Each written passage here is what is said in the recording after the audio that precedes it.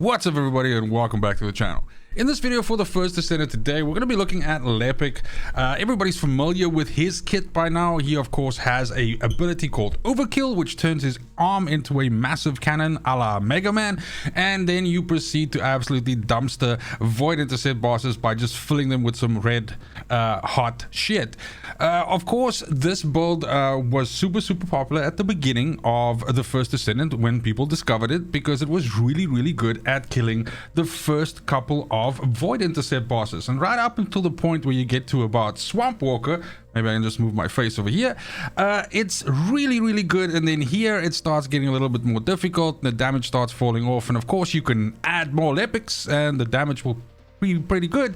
But by the time you come up against a boss like Gluttony, hidden behind my face here, but right over here, the damage kind of falls off and it's not really that great anymore, and people have of course moved on to other things.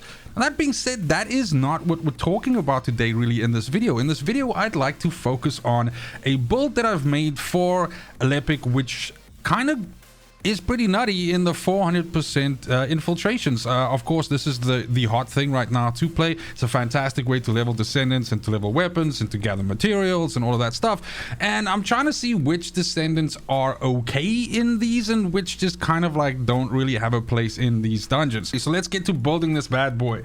Now, one thing I want to mention is that I try to not change too many of the catalyst slots from what you would already have if you built yourself Overkill LEPIC. So that's important to notice. One or two changes might be, and of course this can be optimized a little bit further, but I think that we have enough here already to kind of like give us something sexy. Now, the star of the build is of course our traction grenade. We want the traction grenade to be pulling enemies together and everything like that, and then we can use our weapon that we're carrying to kill those enemies as they bunched up. But we can also use Overkill. Overkill deals a massive amount of damage, but has a very high cooldown. And actually, your cooldown on Traction Grenade ain't that great either. So for this build, what is super important, what we're going to be focusing on is essentially two things. One, we want to drop the cooldowns down as far as we can. And two, we want to drive the ranges up as much as we can. So in the case of Traction Grenade, we want it obviously to cover a massive area, but we also want it to be available as soon as possible so that we can pretty much toss multiples of these into every room as we are killing the enemies. And when we run into tough enemies or like the bosses at the end of a mission or something like that, we need Overkill. Otherwise, you're going to be great during the mission. You're going to run around, you're going to throw out Traction Grenades, you're going to have a lot of fun. And then when you get to the boss at the end, you're going to be a wet noodle and you're not going to be able to deal any damage. So let's focus first things first on cooldown. Cooldown, best way to go for that would be something like Nimble Fingers. That's some cooldown reduction there already. Then we're also going to go with the two focus mods, since those also give us cooldown reduction. So of course we want something like Focus on Fire, and we want something like Focus on Tech. And that's important because our Overkill ability is both fire and tech, so we get to dip into a little bit of damage there, and these give fantastic cooldown reductions as well. Now, when we activate this and we see what effect we have here, we already have a 13.8 second Traction Grenade and we have a 44 second Overkill. That's okay, but it ain't good enough. So for that case, we are turning to something called MP Conversion. MP Conversion over here gives us a whopping 36.5% skill cooldown, but we lose some of our max MP, so you know, it is what it is. Now, with all of those slot in, we have a 4.6 second Traction Grenade, which is very yummy, and we have a 14.8 second Overkill, also yummy. And for a side note, we also have a 1.1 second fucking grenade throw. So I mean, it takes longer for the portrait to refresh when you throw the grenade than the cooldown actually takes, but you know, yeehaw. Okay, next we are tackling range. And for that, what we can do, first and foremost, something like skill expansion is really good for us. Let's go ahead and throw that on that Rutile slot there.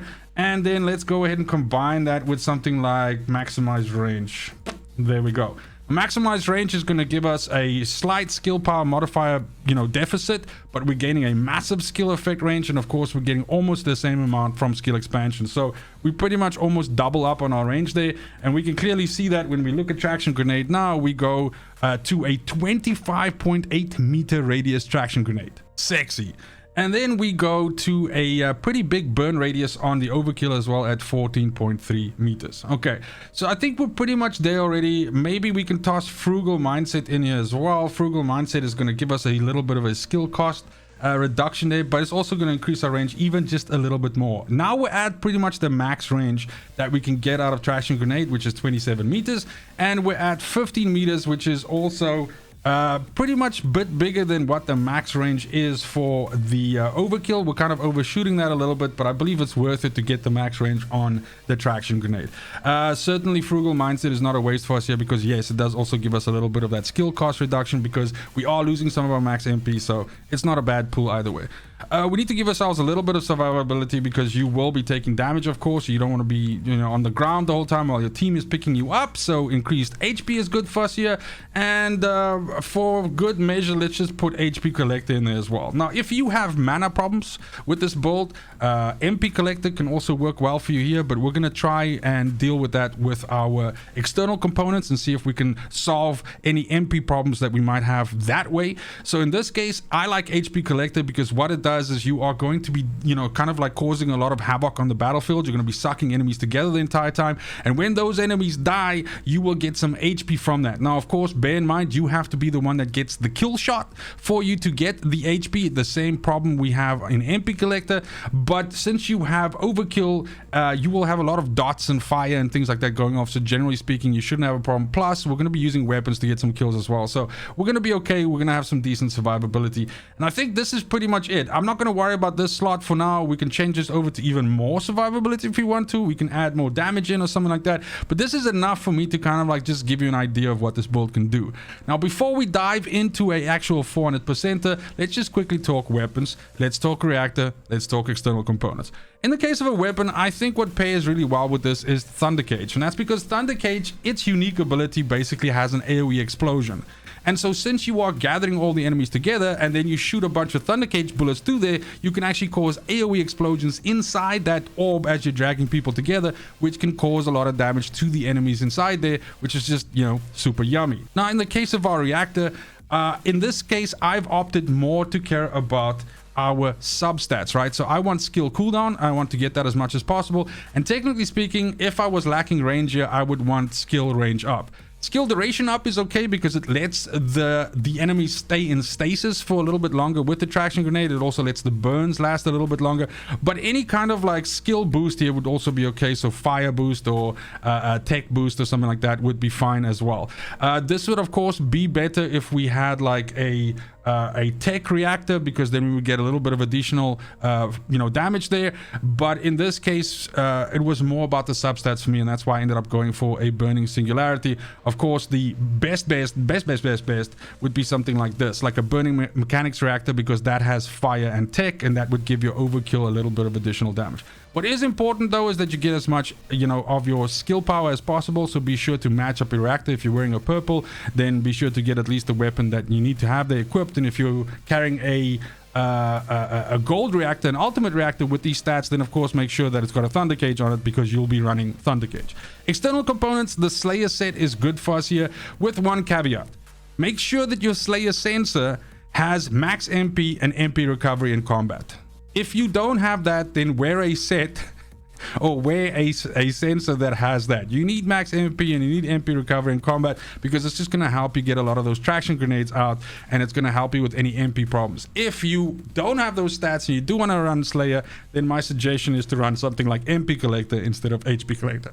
The reason why we like Slayer set is because this set is pretty much made for LEPIC, and the skill power boost here is really nice for us. But the real thing that is really cool there is it says when defeating enemies inflicted with Toad, recovers MP and specialized resource by 12.2 at a 70% chance. By the way, Toad is the effect that the traction grenade causes on the enemy. So when you throw the traction grenade and it sucks them up, they are considered Toad, and so then when those enemies die, then you recover MP, and that's the other way which we deal with MP related problems. Okay, so I'm gonna just queue us up for a 400% here, and I'll show you this bad boy in action. Alrighty, and I matched up with a bunch of bunnies, so this is about to already be funny, but let's see here. I got the traction grenade already pulling the enemies in here, and so let's just try to keep up with these bunnies. That's of course gonna be, objective number one. So you can just mess around with the tractions. As you can see there, you kind of like pull them together. It's kind of dope.